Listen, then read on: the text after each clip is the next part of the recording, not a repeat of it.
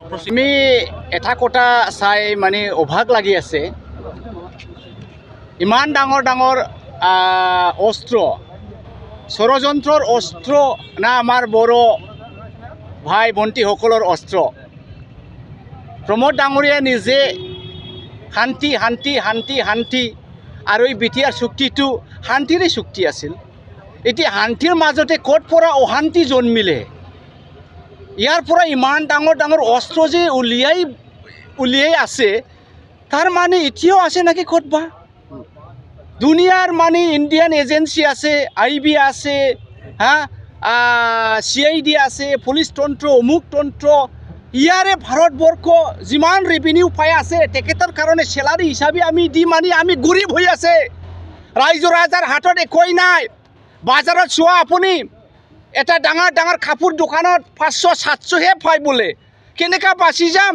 ডাঙৰ মানুহ বাচিব, আমি গৰীব মানুহ মাৰি যাব।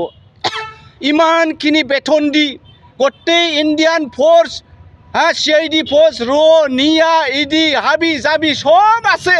তেখেতৰ থকাৰ মাজতে এতিয়ালৈকে বড়ো ভূমিত অস্ত্ৰহে অস্ত্ৰ।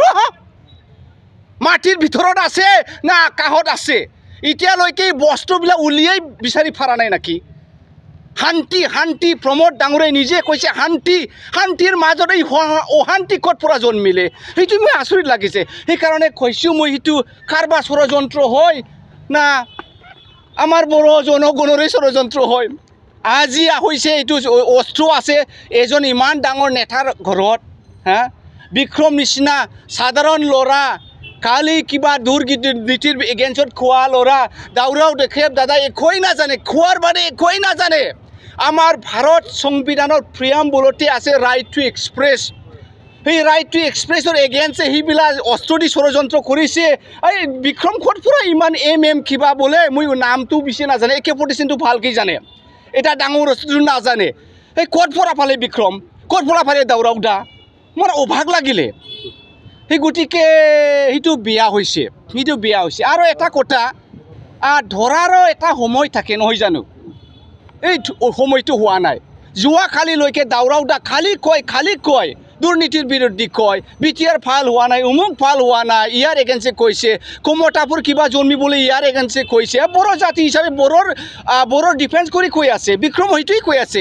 এই সময়তে তেখেতক ধৰি আনিছে, মানে আমি সেইটোৱে বিচাৰে, তেখেত খোৱাৰ কাৰণে তেখেতক ধৰা হৈছে। আজি বিক্ৰমক ধৰিছে, আজি দাউৰাও দাক ধৰিছে, খালি গৰ্জনকো কিজানি আৰু MM কিবা যে হাবি জাবি দুনিয়াৰ বল্ডাৰ নিচিনা ঠেং চেং লগাই পেলাই গৰ্জনকো ধৰিব লাগে, মইতো ভয় কৰি আছে। সেইকাৰণে পুলিচৰ বিৰোধী খোৱাও বিৰাট ডেঞ্জাৰ।